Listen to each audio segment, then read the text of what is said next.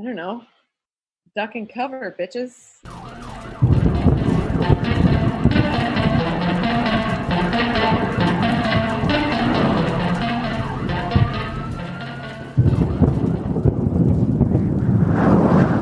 Hi.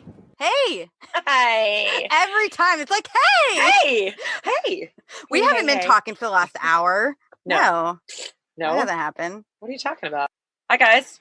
Welcome to Particularly Dangerous Situation. Hell yeah. Where Hell we yeah. talk about particularly dangerous situations, whether man-made and other types. Other types. I'm going to preface this episode by apologizing. I quit my job and therefore lost my microphone capabilities.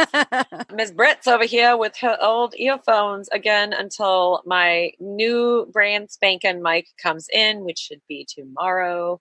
So now we know Brett quit her job, job that gave her shingles that we thought was a spider bite. You all have been here for this journey, just so you know. All three of you. You know it.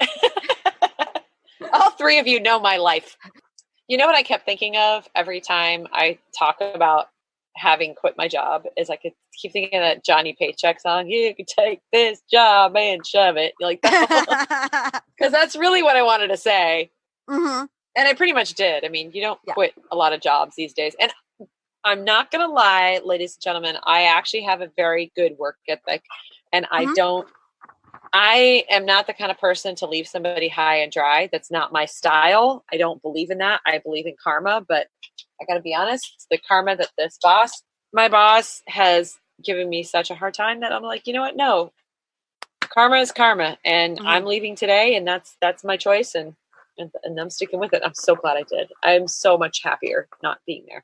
So. And I could back up the work ethic because how we said before that we met working retail together.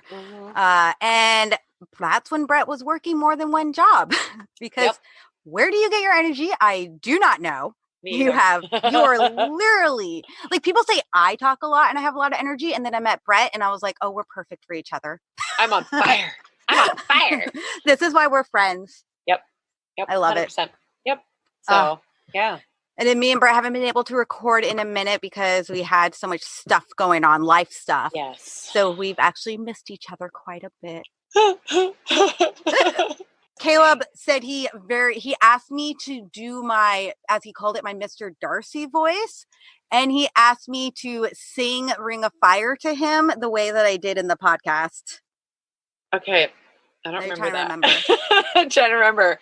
It was the 2004 when you're talking about 2004 Indian Ocean tsunamis and the earthquake. I just remember singing it like Johnny Cash. I don't remember singing any weird way, but I mean, maybe we did like like a bird ring. Oh, I did not do like that. I made a really weird gruff voice. Oh, I'm over here like singing like what's her name? Julie Andrews. And I'm singing like the grandmother holding the cigarette in front of the AC. The Ring of Fire. Yes. Get off my lawn. Amazing. Amazing. I love it. Oh, goodness. Yeah, but so the last couple of weeks have been a little crazy. California, of course, back into fire season. So we had the Kincaid fire, which I think at this point is now 100% contained or almost 100% contained. Crazy thing is so I don't know if you guys know, I'm currently working at a bar. I actually had a woman and another a friend of hers come in today, and they said, we're here because she needs a drink. And I was like, oh, great. What's going on? You know, because as a bartender, we always want to know. We introduce ourselves to our guests and really get to know them. And this poor woman, her house burnt down. And I don't mean to laugh, but she was laughing so hard at the situation. She was just like, you know what else am I going to do but laugh? And I'm like, I love you. Yeah. Because that's exactly. And so I relayed that to the podcast today because one of the personal stories that I had read on my incident that I'm going to go over today said, you know, good humor, blah, blah, blah. And I had to find the article, but basically the people were just like, hey, you know, all you got to do is laugh about it because what else are you going to do? You know? Yeah. And it's true. I mean, you could cry and you could be upset about everything. And of course, you're going to go through the motions. But it's like, if you're going to live in that moment all the time of like upset, it's going to ruin your life. Yeah. So at some point, you're just going to be like, what the fuck? Yeah. Well, it's almost, I think we talked about this in like the first episode too, about laughing about these things. So it's kind of that uncomfortableness that you just let out with laughs. Cause I definitely do that when I'm like, hey, I don't know if you ever watched Superstore, but there's every time a girl has to lie, she just starts laughing. Yep. But yeah, I am not always, but sometimes I'm an awkward laugher. And I also don't like seeing people sad. So I do like to make jokes. Me too. Well, what I consider jokes. But my husband does not consider jokes. So you're going to laugh. So in really poor taste, I asked, so not in poor taste, this part was good. So I walked over to my boss and I said, hey, look, her house burned down. I said, the interesting thing is it wasn't any relation to the fire. It was over here in Campbell. Oh, wow. A one-off event, electrical wires, something happened. It caught fire. The police couldn't get there in time. Fire couldn't get there in time. The house burned down. Nothing on either side got burned. So it was just like a little one-off, this house burned, right? Jesus. Such a random event. And so I said, and she came over here. She's staying in the hotel across the street. Her friend got her the hotel to say, I just want you to have a hot shower and a place to stay, blah, blah, blah. So her friend just paid for the next couple of weeks. A beautiful person. And I said, can I just treat him to a round? And they said, absolutely. So I walk out and please tell me you gave him Fireball. I feel like an asshole. No, I feel like an asshole with this. I give him a margarita, right? A really good margarita. I said, this one's on the house. And I went, the one that burned down.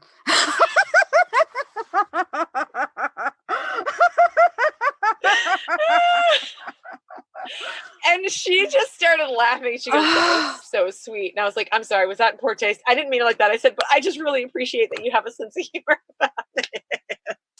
Oh my God. So crazy events. There's California's back in fire season. We're having some unusually or unseasonable. Actually, no, it is seasonable. Cold weather in the morning, like crazy cold fog. And it's like it doesn't lift around till 11, 12 o'clock and then sunny and hot, whatever. So that's what's going on weather-wise around here. I see pictures of Portland and everybody up there enjoying fall. It's beautiful, Brett. I don't even know how. Like, it's been getting chilly and then not so chilly, which is fine. Like, it's been mostly during the day between 50 and 60. And at night, it gets down to 30, but still, like, mostly around 40, sometimes 50. Yeah. It's this, the other day, it was like 70 degrees and it was sunny and crisp. And it's my favorite. I'm getting all, like, oogly googly with myself. I don't know how to describe this. Nostalgic. But like, we were talking about this, me and Caleb, and fall is our favorite season. It's always been my favorite season. It's where I get my least amount of allergies when seasons change too. But like, I love the leaves and I love that crisp and that like the amount of layers you can wear or not wear. It's like one of my favorite clothing times of the year. Like, it's just, I don't know. I love it. I love it so much. Me too. I'm so happy, and I'm going to be sad when it gets colder and gets chillier and snowier. Gray. Yeah. Gray. I know. I was realizing, I was like, I haven't taken my vitamin D in a minute, so I guess I've been outside a good amount, but I need to take my vitamin D again. That time of year. I got those like gnarly once a week ones. I do the liquid. Oh, yeah. Yeah. Highly bioavailable. So, ladies and gentlemen, if you have not done it, you should go online and Google or go to YouTube and look at the Weather Channel from like the late 80s and early 90s. It's quite amusing. Yes. I was hysterical this morning, just like laughing at this, the hairdos and the mannerisms and like just how shitty the video was. I was just looking at it thinking, God, wow, we've advanced so much because it looks so much better. Mm-hmm. So I'm watching this stuff today, and I was watching a couple of things on the disaster that I did. Not joking. So Bree's probably going to see it. Bree's going to see this because she's watching me, but I started doing the whole like slow blink. Oh, and no. Head droop. And it was 8:45, and I'd put Maggie over with Baby, which is her little boyfriend over here in our apartment complex. Aww. So I could have some time to do this. And I fell asleep. which is horrible because I went to bed at 8:30 last night. Yeah. But it happens. There was like a streak of time when I was literally falling asleep between like 8 and 9, and I'm usually a night owl. Like I usually would stay up between like 10 to 2 to 3 o'clock in the morning. Same. Yeah, and then it's when I got in routine, but I just was so tired all the time. Yeah, me too. But I think part of it is the switch or the transition of jobs. Yeah. I mean, I'm clocking 20,000 steps on average a day. Yeah. So it's. I think I'm just physically exhausted now instead of mentally. So it's just a different thing. So by like 8:30, 9 o'clock, I'm like, yeah, you know, like because you're moving around so much. Yeah, not used to. No, I get that. I always get the brain that turns to body because of school and studying and stuff, and how much I have to look at. I need to get some blue light glasses. Oh yeah, those are super helpful. I just stare at the computer so much for all the stuff I have to do and reading and stuff. And get the glasses. Trust me, it'll make a difference. You'll see a difference right away. Yeah. So, guys, let's talk about some disasters. Yeah. Today, it's the season. It's the season of cold and chilly, and we want to make sure that everybody is prepared for cold and chilly, as we probably are all aware. I think that this planet is jumping off the deep end, and we have singing songs. I gotta stop that. We have been having significantly worse storms, and they're colder and they're longer and they're deeper. Is that the right word I'm looking for? The snow is deeper. They're deeper. That's so much the deeper. Word you're looking for.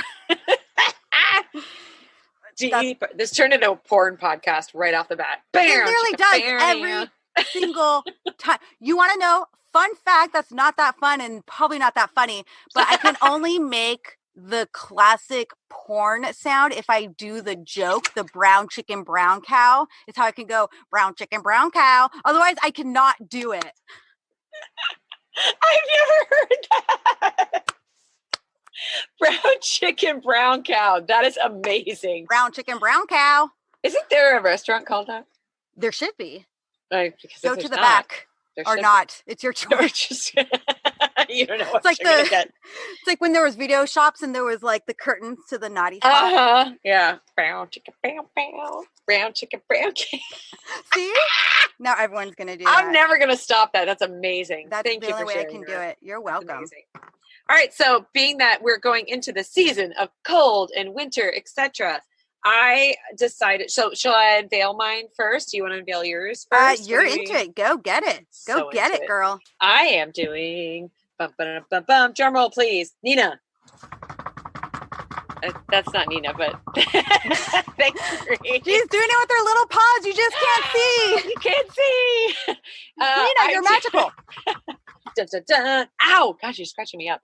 1993, the storm of the century.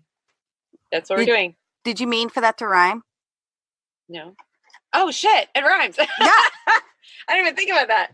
Yeah, 1993, storm of the century. It made me think when I got my appendix taken out, I think I had like an Instagram post that said appendix free since 2013 because it kind of rhymed.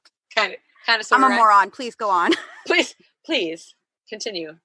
All moronity aside. Is that a thing? Moronity? No clue, babe. No clue. Nope. Okay. Let's hear about this blizzard. This blizzard is also known as the 93 Superstorm, the No-Name Storm, and the Great Blizzard of 93. And ladies and gentlemen, just to show my fabulous age, because if you saw me on the interwebs, you probably think I'm younger. I was a junior in high school when this occurred.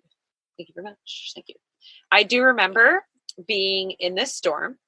It happened just before our spring break. Mm-hmm. And the the amount of snow and the amount of cold, it was so bloody cold. We actually went through what they call brownouts. So brownouts are when they actually just sort of like do this rolling blackout thing through all the neighborhoods. So like, okay, we're going to turn the power off here to save it for the grid. We're going to turn the power off here, save it for the grid, and so on. So we had rolling brownouts for the better part of, maybe about a week. the interesting thing, which I didn't know about this, and I said I was never going to say the interesting thing ever again, but here I was, and looking at this going, oh shit, you know what's interesting? This blizzard formed over the Gulf of Mexico on March 12th. It went from the Gulf of Mexico. I had to look at that twice because I put GOM for Gulf of Mexico. I'm like, how did I abbreviate this? It moved from GOM to Canada via the East Coast and dissipated over the North Atlantic Ocean on March 15th. That's 3 fucking days. Like this storm was the storm of the century, and it lasted 3 days. That was it. So when you think of the storm of the century, I mean, when I thought about that, I was like, no, are you sure? This lasted way longer. The repercussions lasted longer. I was going to say, like, when it snows, like, you know, like when it snowed in Portland, we have any kind of snowpocalypse. It usually snows for a day, but all the snow remaining is what causes the issues. Correct. Because it's not like some weather, like, at least if it doesn't flood, but if it rains a whole bunch, the rain tends to go away eventually versus the snow has a lot more stuff. This was just the snow was a disaster. And not only that, just the wind, the snow, the wind. So I'll get into that. The storm was, so most of this I got from Wikipedia, and then I got a handful from weather.gov. So I just used those 2 sites pretty much exclusively because they had the most valid information, the most detailed information. So it formed over the Gulf of Mexico on March 12, 1993. It was notable for its size and intensity. At one point, it stretched from Canada to Honduras. That's one storm, ladies and gentlemen. One storm, Canada to Honduras. That's a long storm. So like, if you go online... I was going to say, so as the storm was active, the whole thing was at entire. Wow. It's not like it. Wow. It didn't like move like typical storms do, hurricanes and whatnot, where they're like, oh, this part's bad, now this part's bad, now this part's bad, because it's heading up the coast. It was literally the entire length of the coast. Shit. Yeah. Talk about intensity. I mean, I can't even begin to... I can't imagine it because I was in it and I don't recall it being that long or remembering that, like, holy shit, that was an incredible storm. Yeah. It kind of surprised me when I read that. I thought, Jesus Christ, that's a long ass storm.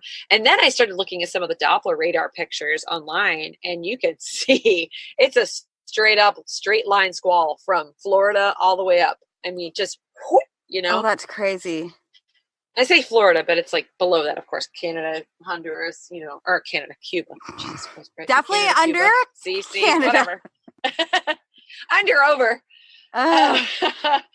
So heavy snow fell in Atlanta and Georgia. North Georgia has a mountainous area, but I say mountains, and I say that loosely because I put it in quotes, but I don't think it's really real mountain. I don't think it's like the same as other mountains, but there's like Stone Mountain and stuff. It's not like the Ozarks and shit, but it's, you know, a mountainous area. They got 35 inches of snow. Birmingham, Alabama got 13 inches of snow. And the Florida Panhandle, Florida, got 4 inches of snow. That's crazy for Florida. That doesn't ever happen in Florida. Yeah, exactly. So I thought that was crazy. The one thing I remembered seeing, and the one thing I thought about was, I remembered seeing pictures of Atlanta, and people had abandoned cars on the highway. And I don't know if you remember that, but Portland did that. Remember when we had that first snow? I remember people abandoned their cars. And of it's course, happened a few times here. Yeah. Yep. And so it completely reminded me of Walking Dead. Like because at that opening scene where they show the city in the background, at least on the what's the word, like the marquee or whatever, the poster that was kind of advertising for that was Atlanta in the background. And so there's all of those cars, and I thought, oh my God, it's just like that's a very foreshadowing. It's very creepy. As a side note, I was going to say, I only know that because I've seen one episode of Walking Dead, I think, or two, and it was like the first and second. I couldn't get into it. There's nothing wrong with people that love it. Maybe if I read the comics, go on, please. Please. Before people start yelling at me, which they're going to. Yeah. So there was hurricane. I don't know why. What was wrong with me yesterday? Hurricane force winds, LOL, produced storm surge and scattered tornadoes. What the fuck was I thinking? What does that mean, Brett? I don't know why I put LOL. What the fuck was I thinking? Hold on. Give me a second. Force winds. LOL. Ah, wow. That's horrible. I wasn't making fun of it. I promise you. But I don't know why I wrote LOL. Record cold temps across the south and east of the U.S. 10 million went without power due to the storm, and 40% of the population of the U.S. experienced effects. I put defects of the storm. I was tired when I wrote this, guys. Poor Brett. So no, I understand. I'm sorry. Poor Brett. Oh, God, help me. Okay, so this whole storm as a total, there was 208 fatalities, which is quite a lot for a winter storm. Quite a lot. The interesting thing is, I will tell you why there were so many in a moment. During March 12th and 11th, temperatures over much of the eastern United States began to drop as Arctic high pressure. So I'm going to get all weather on you right now, but there's a reason I'm doing this. I'm ready for it. High pressure system built over the Midwest and Great Plains. Concurrently, which means at the same time, ladies and gentlemen, extratropical area of low pressure formed over Mexico along a stationary front that draped west to east. By the afternoon of the 12th, a defined air mass boundary was present along the deepening low. An initial burst of convective precipitation off the southern coast of Texas, which facilitated by the transport of tropical moisture into the region, it enabled the initial intensification of the actual storm. Mm-hmm. So what happened was, when that occurred, pretty much the entire southeast coast of the United States had the lowest barometric pressure in history. Wow. Which is really, really uncommon, especially for like an entire region section of, to have it like dip into a low because you have a storm coming or something like that. It's usually sort of like regional, like in smaller little spots. Yeah. Okay. This was the entire southeast United States. And they had readings everywhere that was just like low, low, low. And they're like, what the shit is about to happen? So, supported by a strong split polar jet stream and a shortwave trough, the nascent system rapidly deepened. And hold on, it created something, ladies and gentlemen, drum roll please, blah, blah, blah, blah, called explosive cyclogenesis. Also referred to, and I'm sure everybody is very familiar with this now, a weather bomb, a meteorological bomb, explosive development, bomb cyclone, or bombogenesis. So that has been used a lot more frequently in the last several years. So basically, never heard that before. What? Yeah, this is so new for me. That surprises me. Okay, so bombogenesis it's just this explosive behavior, and it has to do, again, with the low pressure meeting. Hold on. Let me go back here to give you the true explanation, because otherwise I will fuck it up. When I was doing research on this, there was a person who wrote the weather.gov article that was a burgeoning meteorologist.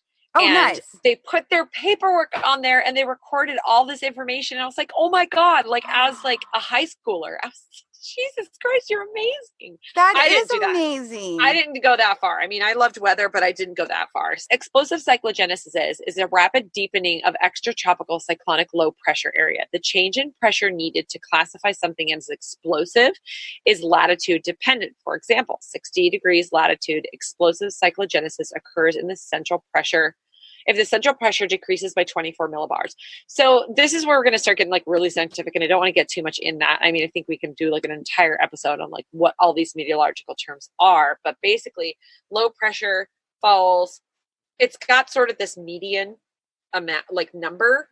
And again, when it drops, it's usually very sporadic, regional. It's very, very confined. So when it's explosive like this and it takes over an entire region, not region, what's the word I'm looking for? The entire southeast coast, that was a big, big, big, big deal. The 1993 storm of the century marked a milestone in weather for the United States. On March 8th, 1993, there were several operational numerical weather prediction models and medium range forecasters at the United States National Weather Service that recognized the threat of a significant snowstorm. So this is the first time in history that all these models were presenting a real threat, like ever. That was serious and that followed through. So This marked the first time the National Weather Service meteorologists were able to predict accurately a system's severity 5 days in advance. So that's a huge step for meteorology in general. Mm-hmm. It caused thunder snow, which everybody knows is so fun. From Georgia all the way to PA.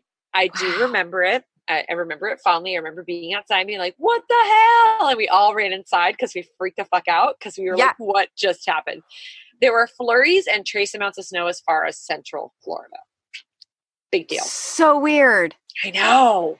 But Florida doesn't get fucking snow. What is that shit? Like every so often. Can you imagine just being down there and be like, what is this falling from? Is this ash? Is this something on fire? It's really cold. I've been somewhere where it rained ash. And then I want to say last year in Las Vegas, it snowed, which is very odd too. It doesn't happen often. I mean, it's definitely been happening more and more. Yes. As it has been everywhere because of weather change. But which is part of the reason why we have this podcast. But go on. Yep. Be prepared. The first time that I think it was probably maybe a fourth year, because I live in Vegas for 8 years. Mm-hmm. So I think it was my fourth year that I was there that people were like, it hasn't snowed this much since 1975. And then it happened again and again. And we're like, okay, here we are. Oh, so weird. I know. Times are changing, baby. So cool fact, every airport from Halifax, Nova Scotia, all the way to Tampa was closed at some time because of the storm. Literally every airport on the East Coast closed. I mean, it makes sense, but oh my God. I know. All of them. Like even the little guys, just done, closed down. Yeah. So it didn't happen all at once, but it happened throughout the time of the storm. So okay. It wreaked absolute havoc on travelers. Yeah. Yeah. Highways were also closed and restricted all across the affected region, which people were not prepared for a snow emergency. They just weren't. Some of the affected areas in the Appalachian Mountain region saw, I missed the foot of snow, as high as 35 feet. Like, that's a lot of fucking snow. Did you say 35 feet of snow? 35 feet of snow. That is. I don't know how you dig yourself out of that. You just don't. You just go, cool, I'm going to be in the house for this long, and it was nice knowing you guys. So I live here now. I live here.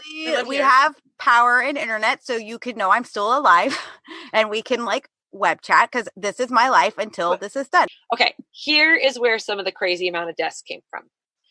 A 200-foot freighter called the Fantastico sank 70 miles off of Fort Myers, Florida. Aww. 7 of her crew died when a Coast Guard helicopter was forced back to base due to low fuel levels after trying to rescue 3 of the crew.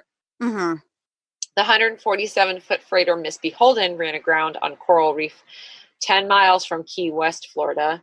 Several other small vessels sank in the rough seas.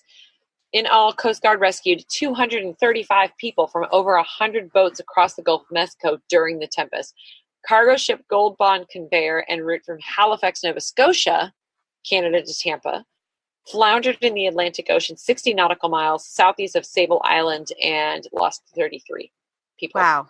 Yeah. So a big chunk of the losses came from ships that were out on the water. A big chunk of those deaths came from the ocean, the freight liners, the small boats, the rescue missions, all that stuff. It was pretty crazy. Of course, there's going to be the handful of people who were actually affected by the storm itself, being cooped up, not prepared, pulled over on the side of the road, again, not prepared, et cetera, et cetera. So I don't know if we prefaced this. I don't think we did, but basically following this episode, ladies and gents, we are actually going to do one of our episodes that tells you about ready.gov and how you can be prepared for specific events. We just discussed that. That would be cool. Y'all get your first bonus episode from us. We're so excited about it. So look out for that because it will be coming out sometime after this episode. Oh, sure. I mean, you're going to listen to this and then you're going to be like, where's that episode? And then it'll probably come up shortly after. And be like, fuck off, it's coming. God, wait. Because it's an extra one. I was going to say what's interesting about that, and I think it's because the only real snow I've experienced is in Portland, and it's never like a gnarly storm or anything. It's just, softly snowing. It's so beautiful. I don't know. Hold on. The one last storm that when I was there, what was that? 2019? 11? 2012? The first snowpocalypse when we had the party, or? No. The next one.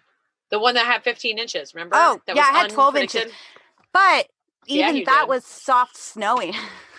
That's what she said. But it was still like, no, it was a violent windy snow for like 2 hours. Remember? It was really, really heavy for like 2 hours. I guess we had like the first 6 inches.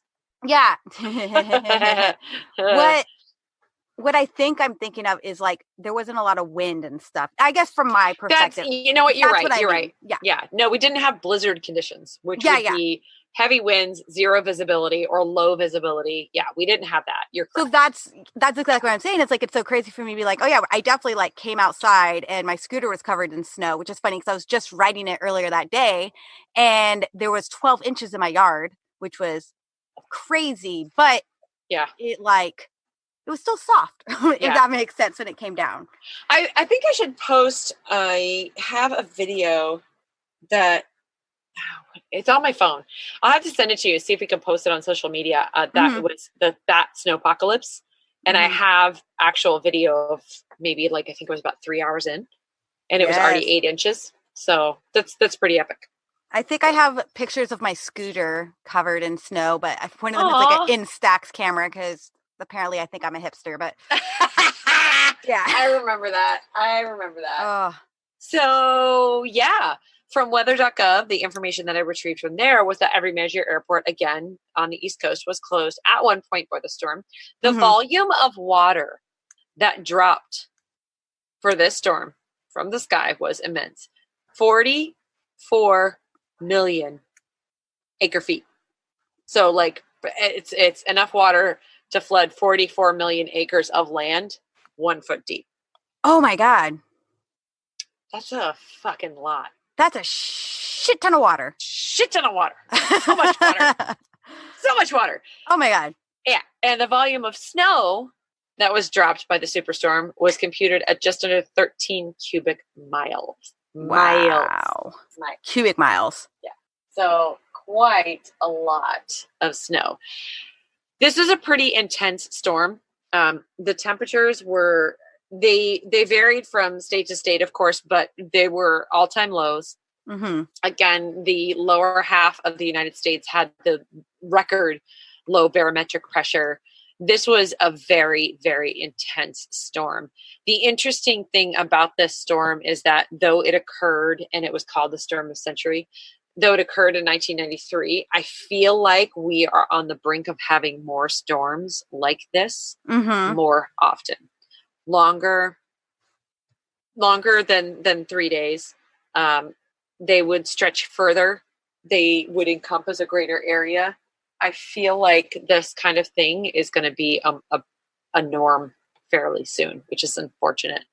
The explosive cyclogenesis, or a bomb cyclone. I can't believe you haven't heard bomb cyclone, because that has come out several times in the last 2 years in various different locations. I'm shocked that you maybe I just don't watch enough news. I literally put on the Weather Channel every morning. My husband's like, "You're such an old man," because he'll put on music. He'll put on like Axis or YouTube or something, and just put on like music, and he'll be listening to Clutch or Chris Cornell or whatever. Yeah. And I'll just be like, "Can I turn on the weather?" Yeah, sure. Go ahead. Can I turn on the news? Yeah, sure. Go ahead. So I'm sorry. I haven't interest in it. I'm a podcast in the morning gal. Sometimes music, but recently it's been a lot of podcasts. I do podcasts on my dog walks. Oh, okay, that makes sense. So really, like I said, that was they called it the storm of the century. Now, it was the storm of the century again because of its size and how quick and fast it hit. I think that it was the most memorable for a lot of people. I know that there's other storms that kind of pop out in people's minds going, well, what about this? What about this? But again, this one had the longest squall line. It was a straight line all the way from southern Florida, beyond that, all the way up through Canada. And it was just go, go, go. And the shocking feature for me was that it was just all at once. Boom, done, all at once. It didn't go from state to state to state like most storms do, where they work their way through. It was an entire storm line that went from beginning to end of affected areas all at once. And it was only 3 days. It was very, very short. The aftermath, not great. A lot of people had to deal with flooding. A lot of people had to deal with power outages that lasted longer than 7 days. So there was definitely a wave of issues that occurred after it.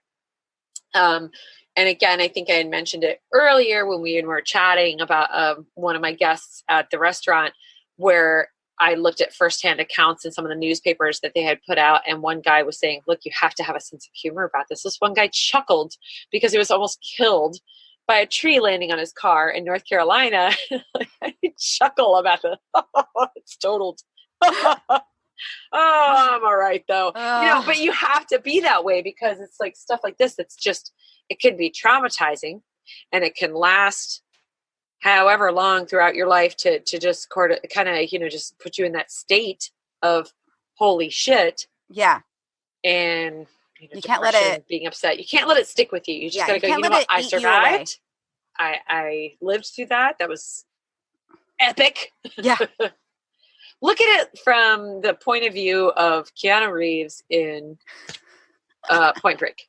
That was fucking epic. I mean, I think I always kind of think like, this is going to be a good story. This is going to be a great story to first tell all my friends with a round of beers, and then later tell my grandkids. Yep, exactly. Now, again, I lived through this storm. What I remember from this storm was the intensity of the cold. It was very, very, very cold. I mean, we had like negative degree temperatures in Virginia. That's where I was. I was in Northern Virginia in DC. Well, just outside of DC.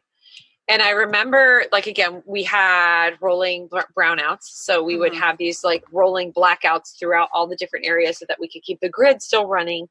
That was my understanding, at least. And we had this ginormous house when we were in high school. It was because several of us kids had gone through living there and moving out and so on. And it was down this road called Pope's Head Road. What up? Shout out Fairfax. So Pope's Head Road was this very, very windy little road. And now it's not like that at all. Now it's like 2 lanes on either side or whatever. But it was just like 2 lanes, very, very windy. Went back in like podunk. And it was kind of like we were in the suburbs, but we were sort of on the edge of the suburbs. So like suburban rural, you know? Okay. Yeah. Yeah. So, and the houses were fairly close together, but we still had distance between our neighbors and so on. And so our particular location had the driveway. So the cul-de-sac that we were on was up here, and then our driveway dipped down to our house. So you actually had to walk up the driveway to get to the street, right? Got it. Yeah. So, I remember my mom saying something about checking the mail. I was like, they're not delivering mail right now. I'm pretty sure that's not going to be a thing, but us trying to get up that hill was not going to happen. So I remember at one point she told me that I had to, so during the brownouts, we would run the fan in the house so we could keep the air circulating and keep it from like all going to the top floor. So my mom would just run the fan, which was attached to the air conditioner outside. Now we weren't getting cold air in, we were just running the fan, right? Yeah. So my mom was like, okay, it's not going to work if it's covered in ice. You have to go outside and take all the ice off. And I'm like, okay. So I had to go around the backyard. So I came out to the garage, and our backyard went like straight back and down. And I couldn't get out the back door because it was frozen shut. So I had to walk out and around from the garage. And I remember using garden hose to get down to the fucking air conditioner so I could chip away all the ice off of it, and then had to use them to climb the fuck back up to my driveway. And I was like, this is insane. This is insane. And I was a junior in high school when this was happening. So innovative there. It was smarts. No, but what do they say? Necessity is the mother of invention. So there you go. Yes. So a pretty crazy storm. I would give you more information on it, but again, it's all going to kind of be regurgitated, verbatim stuff that happens during snowstorms, where again, across the United States, people were just highly, highly affected and completely unprepared. Yeah. And this is not something that we need to do. So again, alluding to our next episode, we're going to talk about how to be prepared for stuff like this. We're going to go in, this is a perfect time of year. We're November. We're getting ready to get into knee deep in those storms, pun intended. I mean, if you haven't already, haven't already, I mean, Halloween, it was snowing in places. I mean, shit, Colorado was getting snow several weeks ago. Yeah. Yeah. So we want to make sure that you guys are prepared. So we're gonna do a special bonus episode that talks about ways to be prepared for stuff like this. Now, granted, when it came to the people who were on the ocean, it's hard when a storm develops that fast, that quickly. It is really, really hard for ships to get out of that. Smaller vessels have a better chance because they typically can kind of, and they don't go very far out. The larger vessels, these the freighters and stuff, they had no chance. It was just, it was what it was. They have to do, I'm sure, and as I'm sure they do, they prepare and they do the best that they can. They have this really cool suits that are completely head to toe. They're warming and they keep you warm in cold waters. They weren't in cold waters, but at that time it was probably pretty cold. But there's only so much that can be done. So the Coast Guard did what they could. Intense storm. It's nice with the technology that meteorologists and the scientists are working on to be able to predict these kind of things a little bit better. Yes. Of course, it's not perfect yet. But I mean, think about, 93, that was math time. 20 something, 26? No. Was it really that long ago? 93, 03, 2013. We're in 2019. Fuck! 26 years ago. Ow! Sorry, Brett. I accidentally aged you. I'm so sorry. Oh my God. 26 years ago, I was a junior in high school. That's pathetic. That's not pathetic. But thinking about what they can do then or now, what they can do now and what they could have done then, like 26 years, we've had so much different technology. Ladies and gentlemen, just go out to YouTube and watch the Weather Channel from 1993. You're going to see the advancements that we made in 10 seconds. Oh my gosh. Incredibly different. I'm not joking when I tell you I had a blast watching those videos. It's so great. The hairstyles, the mannerisms. I'm like, fuck, man, we were ugly in the 90s. Oh, you need to send me these links so I can put them on the Twitter. I will, because they're pretty awesome. Pretty great. I will definitely, Also, I'll send over a link to the explosive cyclogenesis. And actually, when I'm down with my mom, I'm going to see if I can find some photos from then because I know that we took pictures. So that would be pretty epic if I did have some of the pictures where I was out on the driveway with my hose. Please. I would love that. It would be pretty great. So I'm going to try and find them when I go home this weekend. Oh my God. Wow. That was really good. Again, as usual. Quick and dirty. But that was the storm. The storm was quick and dirty, man. 3-day storm. In and out, Hey. We are so pornographic. It's sad. I was talking to some people about How'd you make a sex noise? I think that was more of a grunt, but yeah. It was an accidental one. I was talking to someone about Pompeii episode and just like all the sex stuff everywhere in Pompeii and in the episode.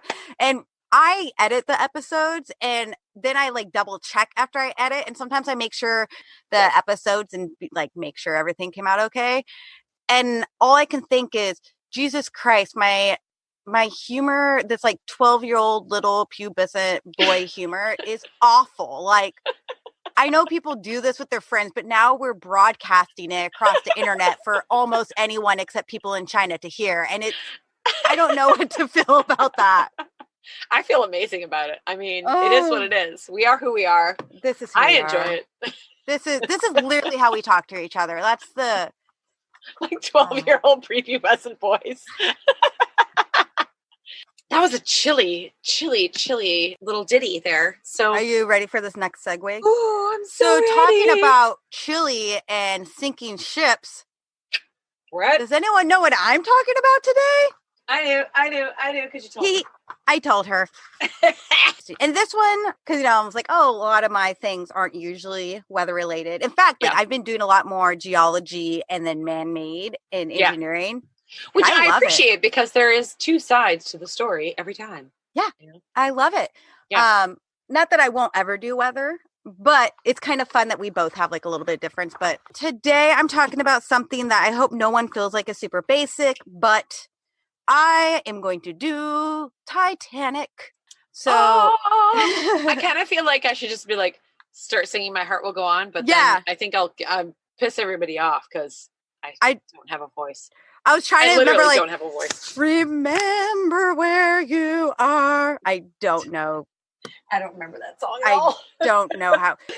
I'm going to give my huge list of references as usual. Because you always have a ton. I'm like, Wikipedia all day. Whoop. But sometimes that works. This one, I just decided to go a little extra. So I watched the Titanic, the history, maiden voyage of the luxury liner, which is a documentary. Oh my God, I've watched that. It's such a good movie. I love it. I love it. Well, I say movie, but like documentary. Yeah, I loved it. Loved it. There's a lot on Titanic too, and it was good. And then Titanic Arrogance, which is another one. The blockbuster hit Titanic. I mean, obviously, for research. Don't let go, Jack. Don't let go. Well, actually, he tells her not to let go is the funny part, and then she does. But he means to not let go of the dreams, blah, blah. And then he does. Accurate with some of it. Yeah. And also, does everyone know what blockbuster hit means?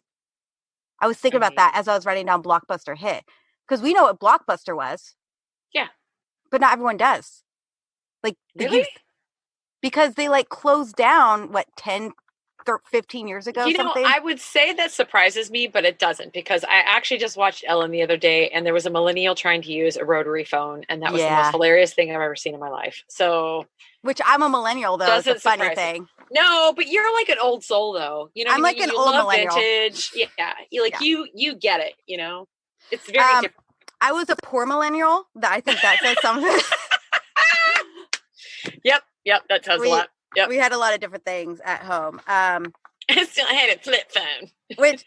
which if anyone again seen that Ellen scene, it's funny because she doesn't even pick up the receiver to check the dial. She's all dialing the number, and then she's like, "Hello." I'm like, "Oh my God."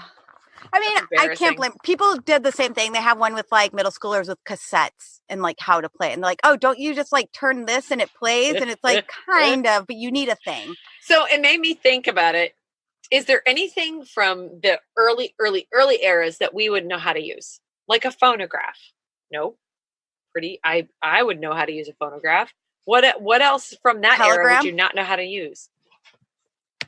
Telegram. Or you mean the little Morse code thing? You just have to know Morse code. I know what it looks like. Do you know how to do all the things? An operating room, when you were an operator in the operating room, when you had to connect calls and how to do it with the cable, the cable girls. Yeah, that would be a little hard. I'm sure there's things that we don't even think about because 8 tracks were pretty close to all the other things. You stick it in the fucking. I don't know. 8 track is a cassette. It just blows my mind that somebody would not know that. I mean, pick up the fucking phone and then. But not a lot of people use landlines at all. You're right. And then if you work retail, you may have, but a service job, you probably have. But if not, I don't have a landline. Yeah, you're right. Yeah. It's scary. Yeah. So yeah. Titanic didn't have landlines.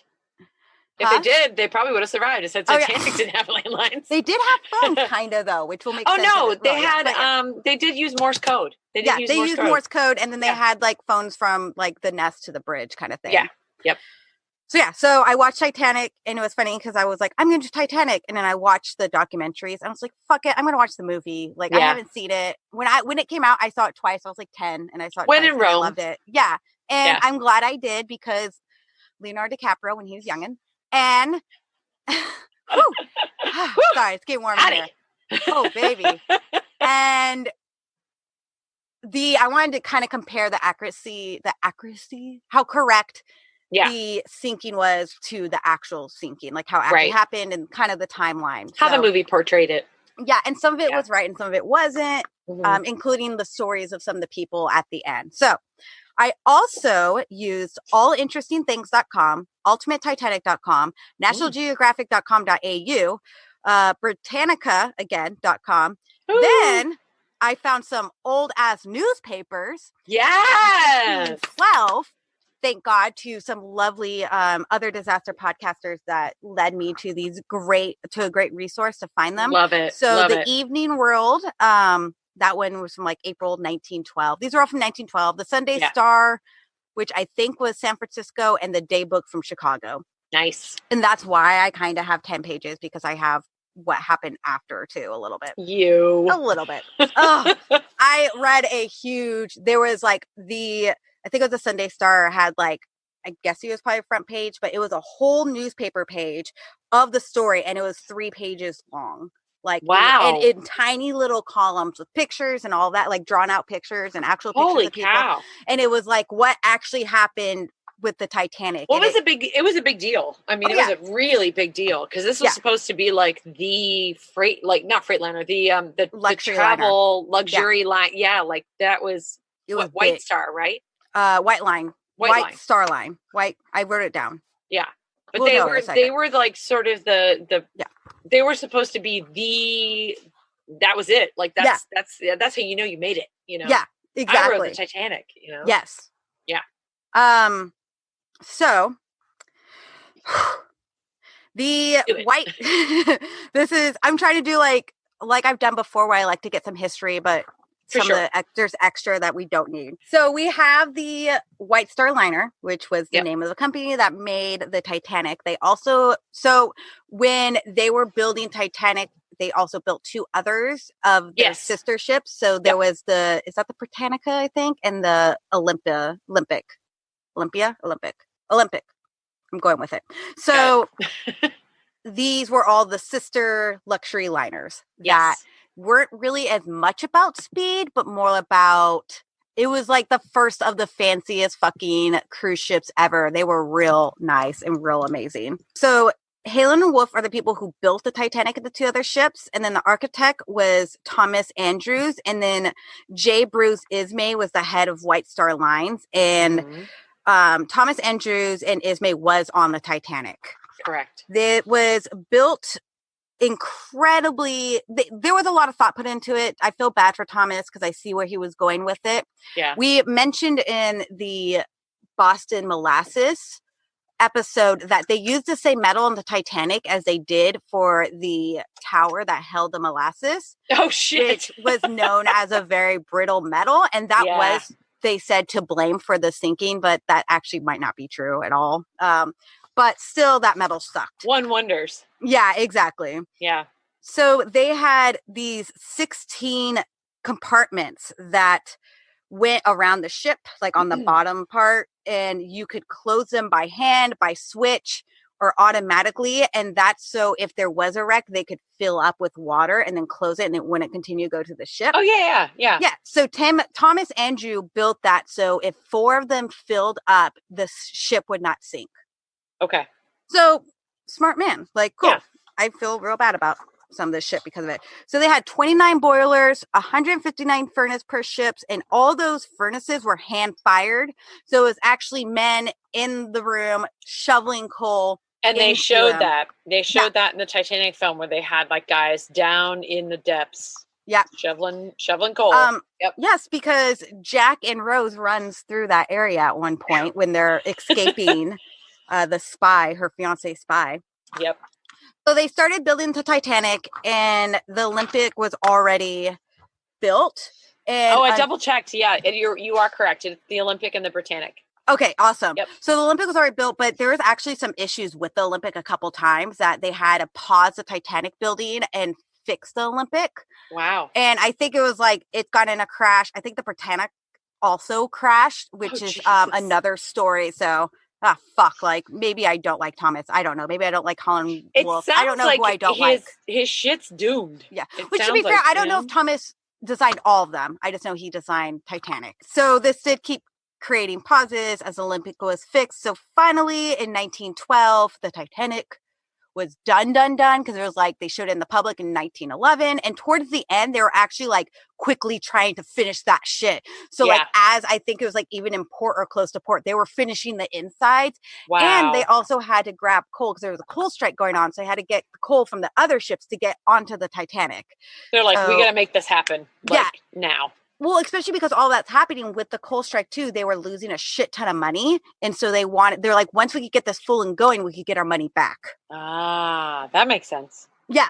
Yeah. So as mostly every single fucking person who knows by Titanic knows, there was only 20 lifeboats, which would only hold 50% of the passengers if they were full. And the idea was that you would come back with the ships, because their idea is like, oh yeah, if something happens, we take people off the Titanic, take them to another ship, and then take the boat back and get the rest of the people. So like, we don't need the whole thing done.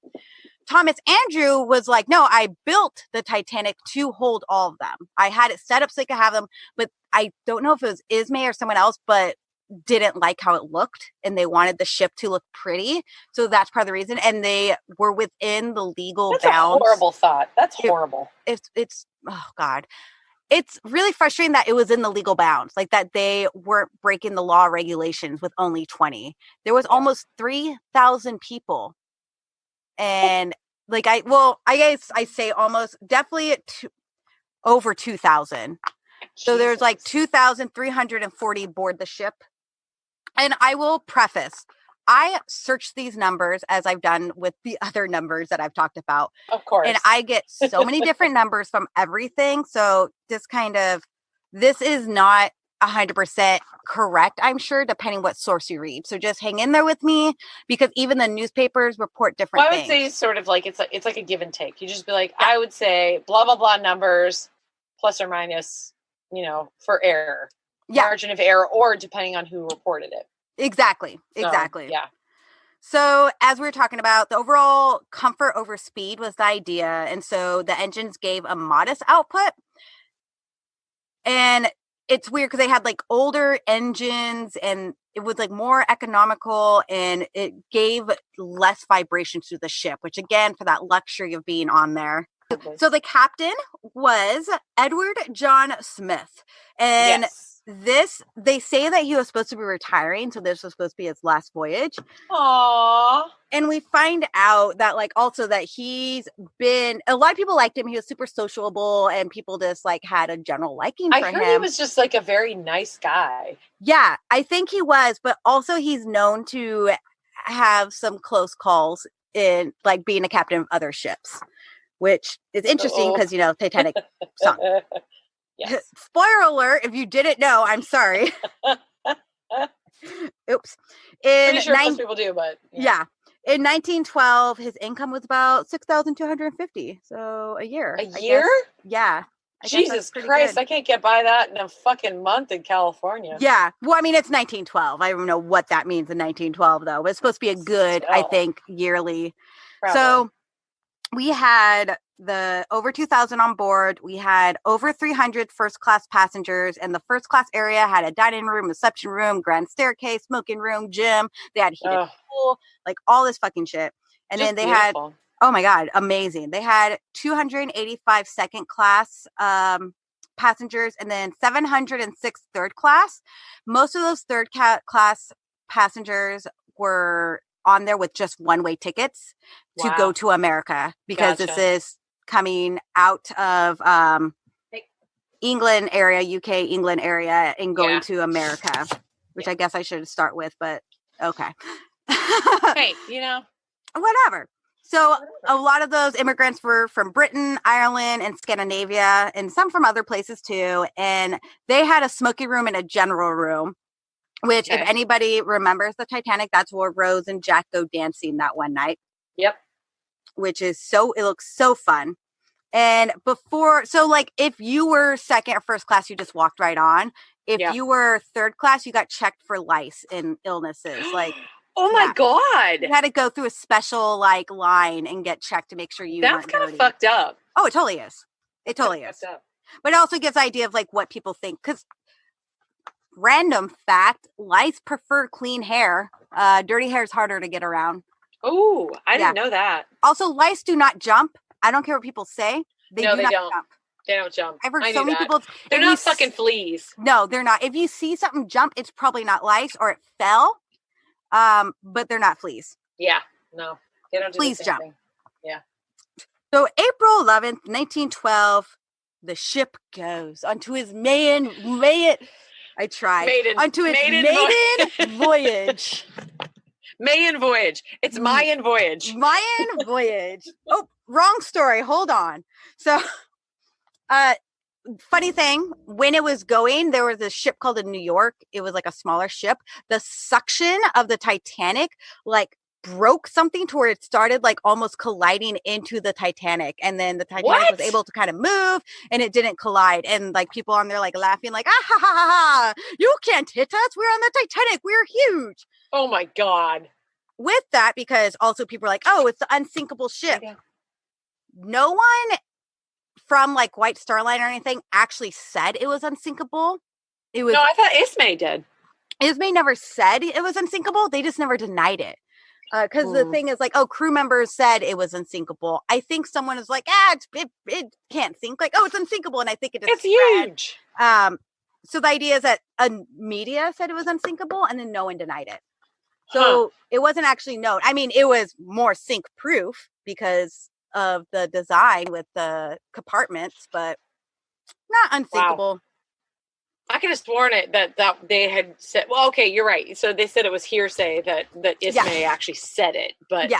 Well, so in the movie Titanic, he did say it. I think he actually Andrew did say might say it, but yeah, someone's Thomas Andrew.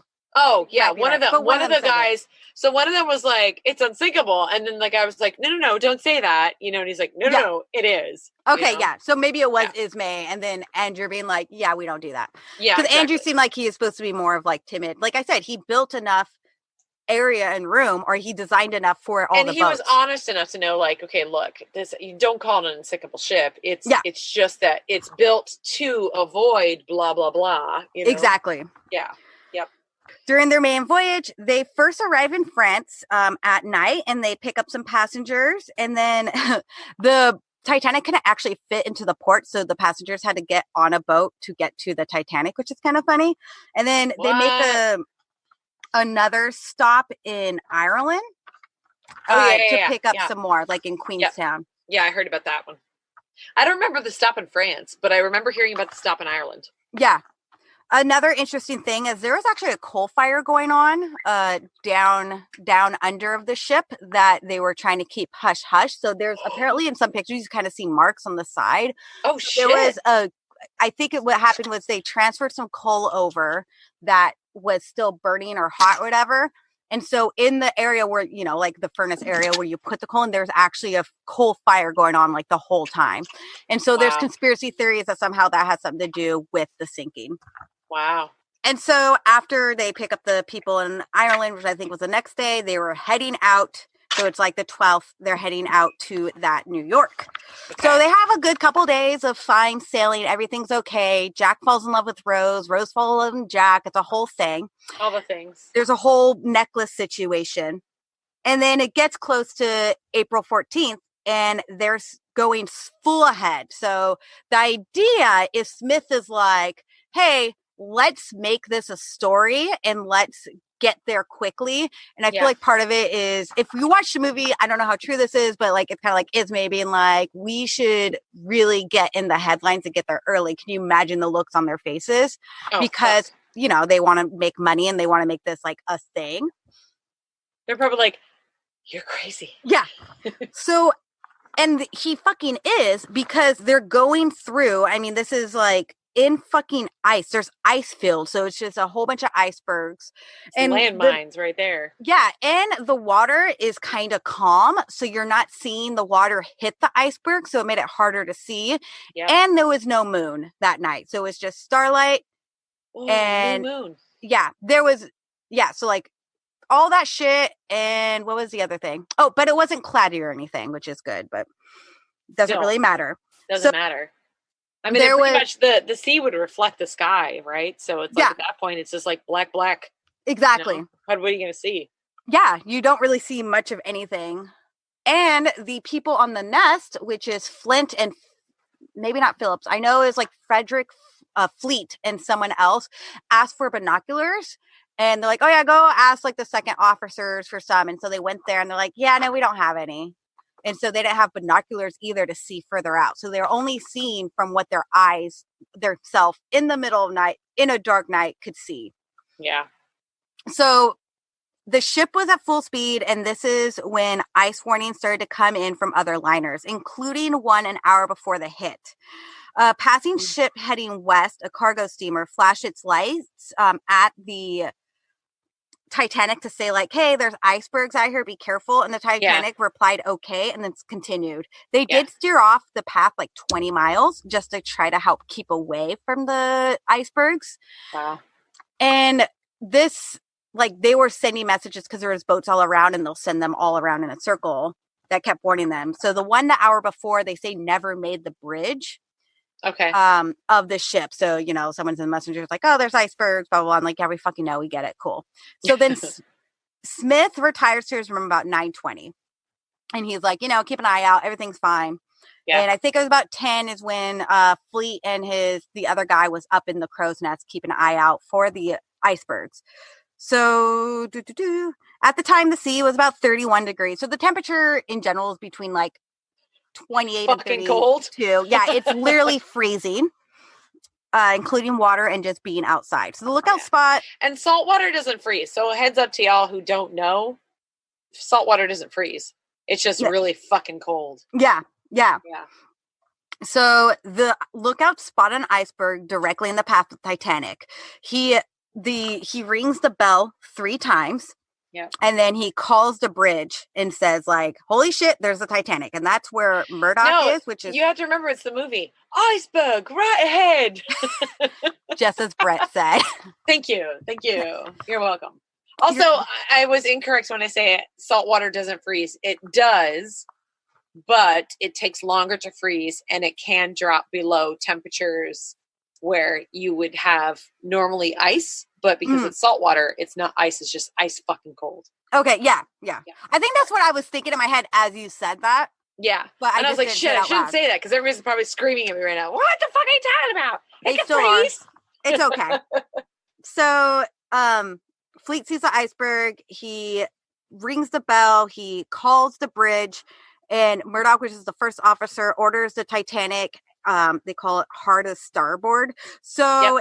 I know that, girl. To go reverse. You're talking to a rower right here. Oh, perfect. Okay. Yeah. I know starboard, port. So he like pulls it, which in the Titanic you see like, vroom, vroom, vroom, vroom, vroom. So they're trying to make the boat go reverse and trying to turn the boat at the same time to miss this iceberg. And unfortunately that does not work. So the Titanic, only 37 seconds passed between the sighting of the iceberg and hitting it.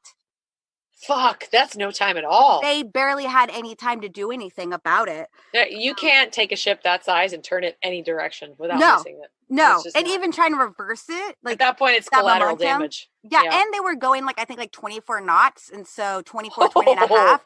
That's pretty fast. I don't know how fast that is, but I just imagine big ship momentum. It's hard to go backwards. It's hard. Yeah, no, not happening. Not with a ship that size.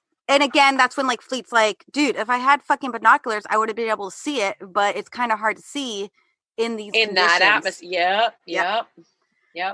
So they closed all those compartments to to stop the flooding, but it already hit like I think 5 or 6 of the compartments because even though they're supposed to be airtight, the compartments apparently flooded over to go into the next compartment.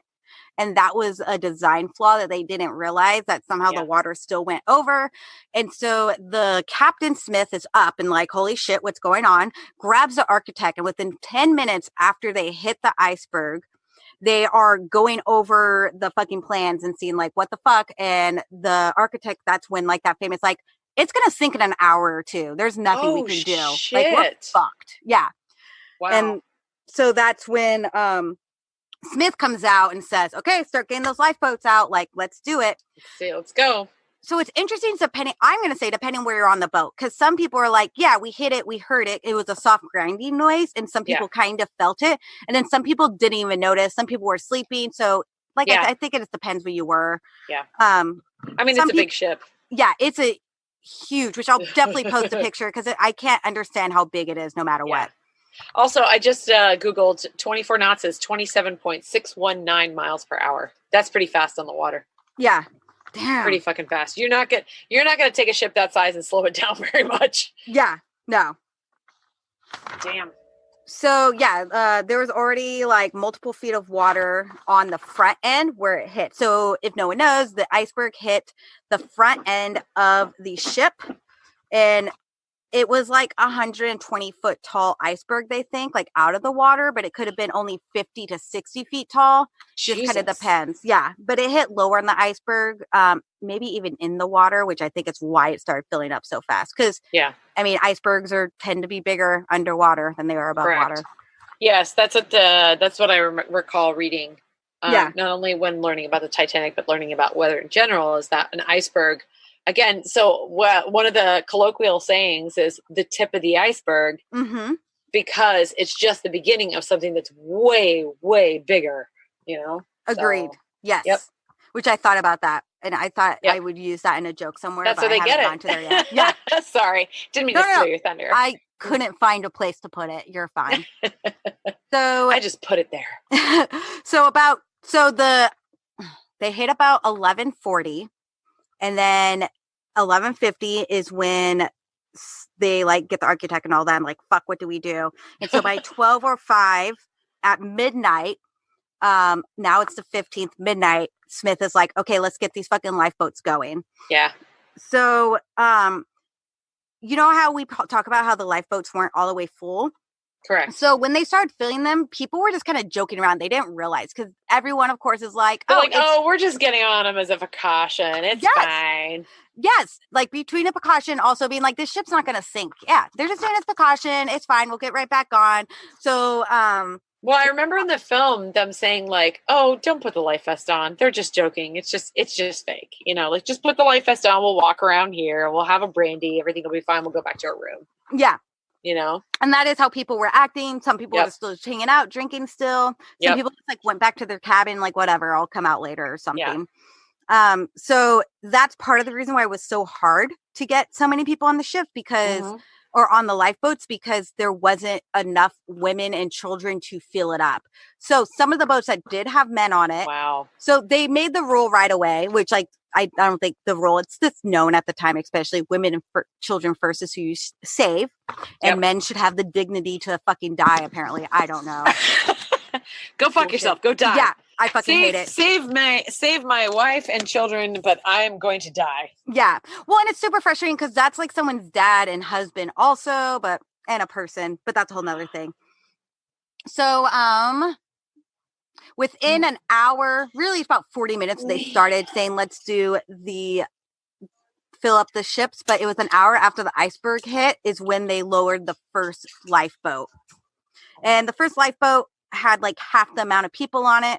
And I think there's like 6 men on there because like there was no other women. And I guess the officers and crew were afraid to put other men on versus just, I don't know, because there weren't very many men on a lot of the boats. Yeah, no, I remember that. They were getting those warnings from the other ships beforehand about the icebergs. One of them was the SS Californian, which was less than 20 miles away, that was stuck in an ice field. So they just like turned off for the night. They were definitely super close, and they tried to send out a message to them, but the guy went to bed already. That was on. Yeah, I got mad until I found out he was working for 18 hours. Oh, gee. Okay. All right. So go to bed, dude. Yeah. We don't feel bad about that. No. And he just went to bed like an hour before the Titanic hit an iceberg. Yeah. Don't feel so bad about that. They kept sending out CQDs. CQDs. Oh, I know what you mean. CQD. It is CQD. Okay. Yeah. Which means not what people think. There's different things that they say it means, but it actually means all ships. Yeah. It was like all something distress. And so it's their distress signal. And it was kind of older actually, and it's more international, but they started using at that time, just started a few years prior using SOS. Okay. So they're sending out the signals over and over and over again, and finally sending out the SOS.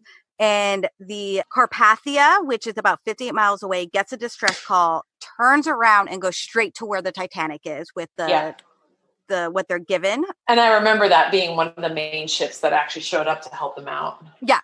And it's actually kind of scary because the captain apparently was like full speed ahead, even with other icebergs, like endangering themselves to try to save other people, which I have mixed feelings about. But so the boats are going down. Yeah. The lifeboats are being sent down. And as it gets closer to the ship actually sinking, because now the ship is starting to tilt more, and it's obvious that it's sinking. So it's 12:05 and the last lifeboat is lowered, and they're still 1,500 people still on the ship. Oh, all the lifeboats lowered. That's not good. No, not good at all. And this is when more of the chaos actually happened, was towards the end, when people realized, oh my God, it's actually going under. There's really great stories that they show in Titanic of what people were doing before the ship was going under. And that includes, there was 2 guys. I think it was like this guy and some kind of relative or something that worked for him. He put his wife in the boat and told her like, no, I'll get on the next boat. It's fine. Like, don't worry. I'll be on the next boat. Goes back to the cabin, changes an evening gown, comes out with, they say the secretary, and I think it's like someone that works for him. And they go downstairs, gets like brandy or whiskey and cigars, and just sits in the like lounge area or whatever it is in the first class area to die. Cause they know, and they're like, and he tells like one of the stewardess, like, oh no, we've dressed up in our best and prepared to go down like gentlemen, is what the men said. Cause he knew they were going to die, which is really sad. Yeah. There was another couple that were married for like 70 something years. And they said that the husband was trying to make the wife get in the boat, and they actually had to have the crew drag her into the boat. And then as the boat started lowering, she actually jumped out and said like, we've been together for many years and we'll go down together too. And I think that's supposed to mimic in the Titanic in the movie. The Jack and, yeah. Oh, no, not the Jack and them. The couple in bed. Yes. Oh, I thought that was so sweet. I was like, oh no. Yeah. I didn't cry. I would have been drinking as much booze as possible if I knew I was going to die, to try to make me numb to it, if that makes sense. Me too. Yeah, I would have just gotten hammered, blackout drunk. Fuck it. Because you know you're going to die. Like, yeah, I was like, if I'm dying, I'm going down partying. Oh, yeah. I do not want to know and see it like face to face. I would like to, yep. Exactly. Same. So one of the wireless guys is what they call, or like wireless? The little the Morse they call code him thing. A wireless guy? Well, I call him a wireless guy, but the little thing's called a wireless. The Morse code thing. Yeah. I didn't know that's what it was called. That's fucking crazy. I think because, at least that's what it's called then, and I think it's because they were wireless. Like, you didn't need a wire to... I thought it was like something tap. That might be like everything I read in the newspaper said wireless. Because it was like, oh, it was wireless to another ship. Yeah, it was. But I think there's other names to it, too. The last message was sent out at 2:17. At 2:18, the Titanic snapped in half.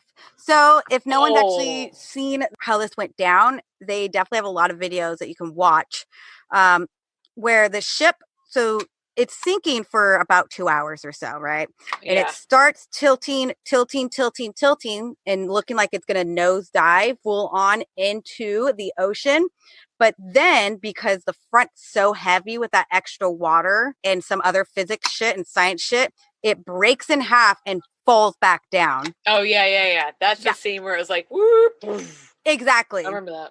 Then the water starts filling that new, huge fucking hole, and the ship starts to tilt again and go straight up and down and sinks down. I read where like people were saying it took 5 minutes for that to happen, to like go down like that. 2:20 is when the whole Titanic sinks like 2 miles down under sea. And this is where people who did come back up from the sinking were in life vests and just trying to stay as alive as possible. Right. And it's cold as shit. It is below freezing. Yeah. Like we said, the other boat was coming, but it took another 2 hours for the boat to get there. No fault of the boat. They tried.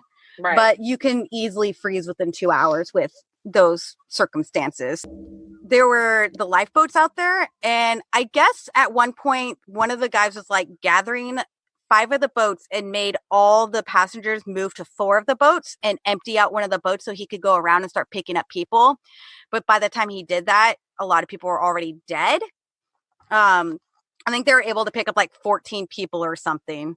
And then sad. Yeah. And then there was like a guy who died on one of the boats. There was someone who like killed himself off the boat. It was distressful, and people just watching people jump off and die. Yeah. So the Carpathia gets there at 4:10 and like at 4, and then starts picking up the survivors, and they pick up their last survivors at 8:30 in the morning and then head to New York. And on the 18th, 3 days later, they arrive in New York with 705 survivors. There was originally 711 that they got, but a lot of them died.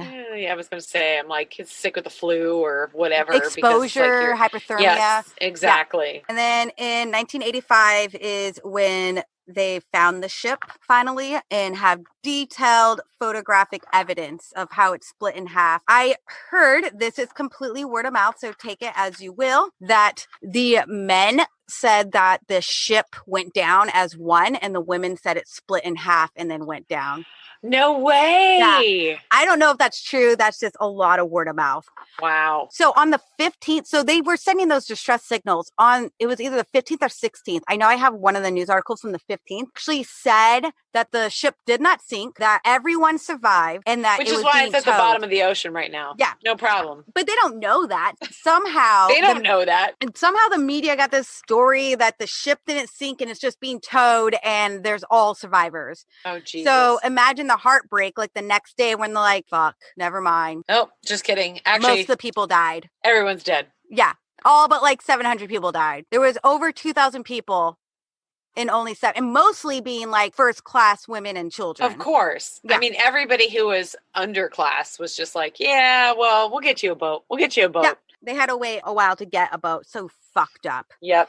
So that's when the wreck inquiry happened, and there was like 25,000 questions from witnesses for 36 days. And then they also had one in Britain, and then they had one in New York for the United States. Mm-hmm. The people say it was a complete whitewash. I don't think they interviewed any of the third class passengers because sure Ismay was there, correct? Oh yeah, no, Ismay jumped on a fucking ship.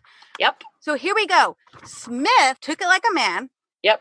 And he went down with the ship. There's a story that we don't know is true. It was like another word of mouth from one of the newspapers that this guy said that he was on the ship and he saw Smith after the ship sank and he had a life vest and he had a baby, and he hands the guy a baby and he said, hey, where did Murdoch go? The first officer. And the guy's like, he went down with the ship. And so he takes off, like the guys are trying to pull him in the boat, and he takes off his lifeboat and says, I'm going down with it too. What? Yeah. Okay. Don't know if it's true. Still, people say, because a lot of them it is all hearsay of where they saw people last, which includes the guys going into the parlor or wherever it was with their outfits. Smith going into the bridge after it started sinking. Do you know anything about the musicians? Oh, yes. Thank you. I was going to bring that up. Yay. So the musicians, they actually were asked to play for a little bit, and they were playing a lot of ragtime, and they played until like one of the last few minutes, from my understanding, because people on the lifeboat said that they could hear the band playing up until the ship, or until the ship sinks. That was a good twist around. Yeah. Yeah. So they didn't get on lifeboats, and there's newspapers of their pictures of their faces and stuff, and talking them like the most iconic, famous, best band ever. Because the band was out there to try to keep people calm. And then also, especially in the beginning, like, and then after a while, they realize what's happening. They're like, shit, we're singing. Yeah. Like, we're going to fucking die. Might as well die what we love doing is what I'm assuming they were thinking. Yeah. The designer, Thomas Andrews, went down with the ship. It said that he was sitting there staring at like it was like a portrait, or not a portrait. There was a painting in one of the first class areas, and he was just looking at it. So I think they portrayed that where he was in there looking at the clock, and like there was a picture on the wall, and he was in like the first class dining area, I believe. Yeah, yeah. They did the same thing. And that's what I mean. Like a lot of the sinking they did right, the treatment of the people they did correctly, the kind of the slow. There's so many literal things taken from newspaper articles and from different testimony during this inquiry that they put into the movie. Yeah. Thank God they actually did the work, especially because it's like a 3-hour movie or something. Yeah, Best I think it was pretty long. Ever. Yeah, it's super long. Very cool. Oh my God, yeah. Goddamn icebergs, man. Yeah, I still have like 5 pages, but I'm going to like ultra not read all of these. Oh, some interesting things. Because of that, they were trying to do the inquiry, figure out who's to blame. They figured out that Smith went into a danger area full of speed and with less adequate lookout.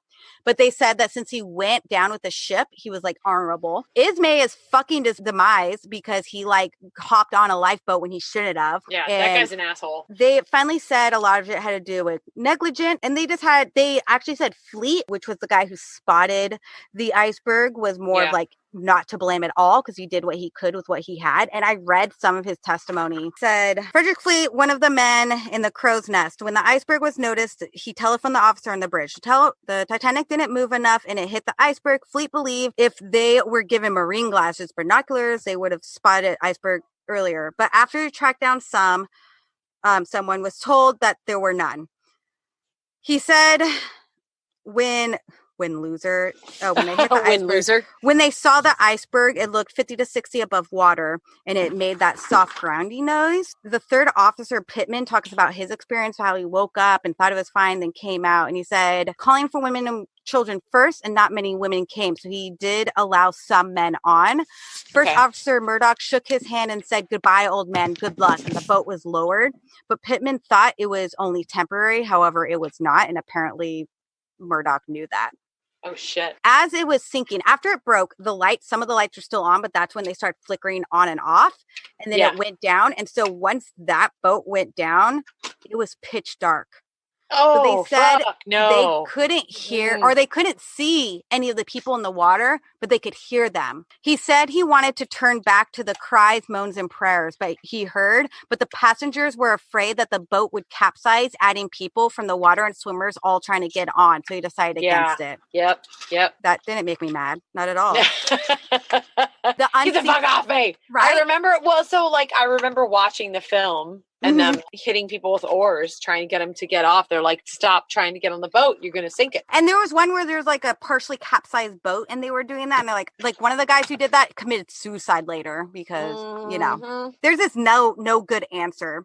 I get it. There was Violet Jessop, who was a stewardess there. She actually survived the Titanic. She survived an Olympic accident, and she might have gone down with the Britannic. And she survives the Britannic. So she survived 3 different ships that got hit by something. Not that they all sunk, but got hit by something. After there was 205 bodies that were found, some of the bodies were just left to see if they couldn't recognize it. They were trying to recognize people by what they were wearing.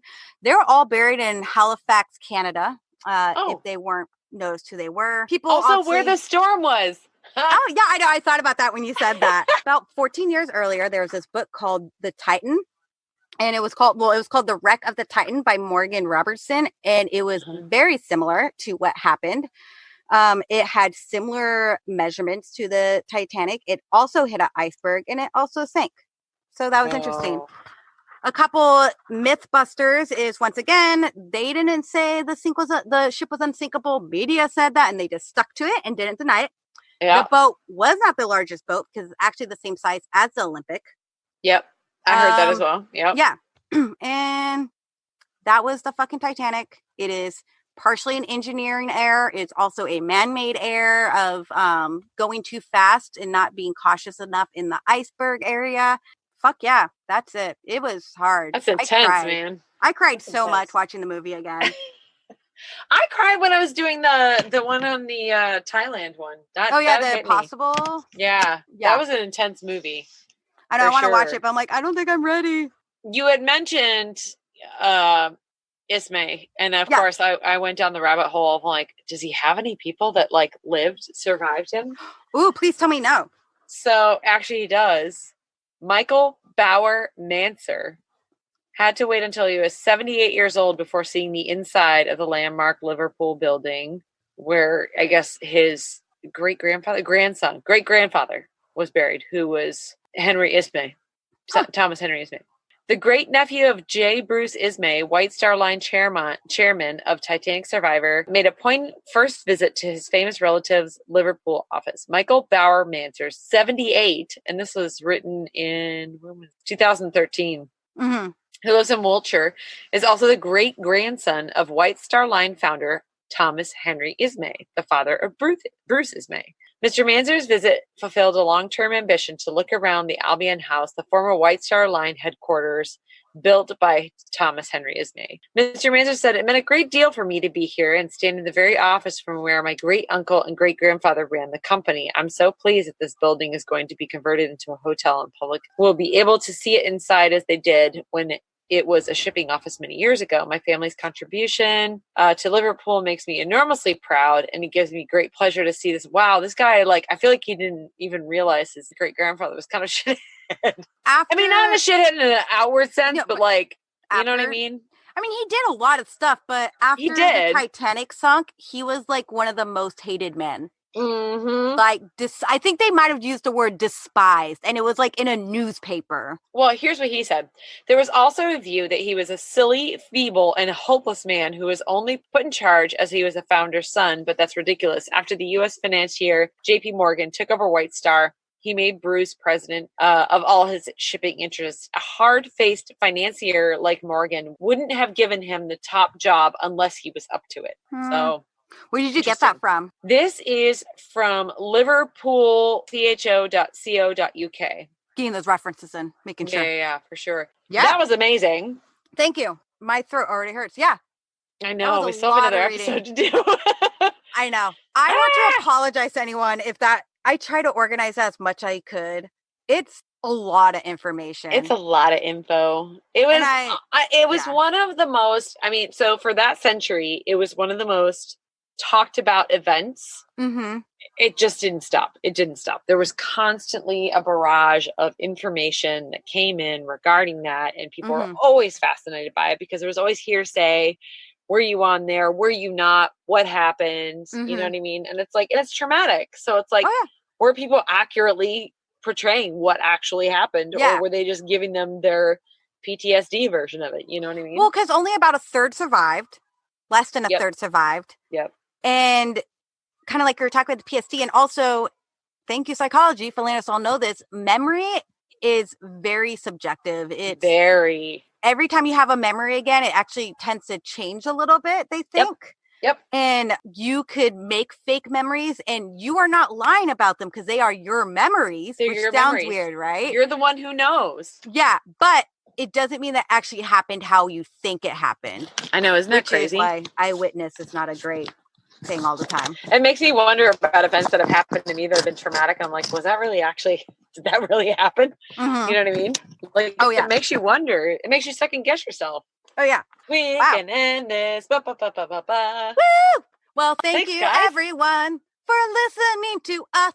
I hope you really liked it. Woo! Hope you really liked. Sorry. That got a little carried away. Thank you, everyone, for listening. We super appreciate it. If you want to hang out with us in other ways other than having us in your ear holes. Oh, my God. Come to San Jose. No, I'm just kidding. Oh, God. Please don't stalk Brett. Don't stalk me. I'm joking. That'd be really weird. But okay, I realized how many. Sorry, I was just like, I listen to a lot of Portland podcasts now. That's really weird. I'm going to run into people. If you want to come hang out with us in the interwebs, please do. You can find us on so many social media stuff. Instagram, PDS podcast. On Twitter, PDS podcast. I'm trying to be active. It's hard, but if you're active with me, I'm definitely going to like talk to you again. We are now on YouTube if you want to listen to us on there. OMG. Yeah. So if you just look up particularly dangerous situation, I think will come up. It's a still photo, but if you like to use YouTube it's just for any reason, yeah, it really is. We are asking you, please, please, please leave a review. All reviews and ratings, huge difference. We're hoping to get on some charts. We were on some earth science charts. That was exciting. My God. We were number 11 all time USA. And then I changed our category again to natural science. I know. Natural science made more sense, kind of. None of it makes sense. We're in a weird thing where some people do history, some people do science. We're trying to get sciencey in here. We do a little bit of everything. You're right, though. Yeah. We're on all your podcast listening things. Please tell a friend. You got a friend that you think would like it. I'm feeling like if your friend listens to true crime, there's a good chance they might like us too. Yeah, probably. I'm betting yes, because we all like the same things. I feel like all of us have this sort of like weird affinity for the macabre and the unique and the fascinating, and it's just we talk about a lot of dead shit. A lot of dead shit. Yeah. And survivors, which are my favorite, and feel good stories, which those wholesome finding those helpers when we can stories, which are also my favorite. Yep. You can email us at Nope. You can email us at pdangeroussituation@gmail.com. Side note, I learned heat lightning is not actually a thing. I got my first correction. Yay! Yeah, I was super stoked. I was like, what? And then I learned about my God, you guys, we love corrections. Please send them to us. Please tell us, because we are complete armchair meteorologists. We do not do this for a living. We do it for fun. It's a blast. We enjoy it. We do research to the best we can. But if you have a correction, please tell us. Please tell us. Yeah. So let's give a quick shout out to Michelle or MJ from the Cornfield Meet, which is another disaster podcast. Love it. She let me know that heat lightning, and I Googled it after. I was like, I need to know more. So it's actually real lightning that's being reflected from a storm that's further away. Holy shit. And I didn't know that. I didn't know that either. Thank you. Now I know that. Oh my God, thank you so much. On that.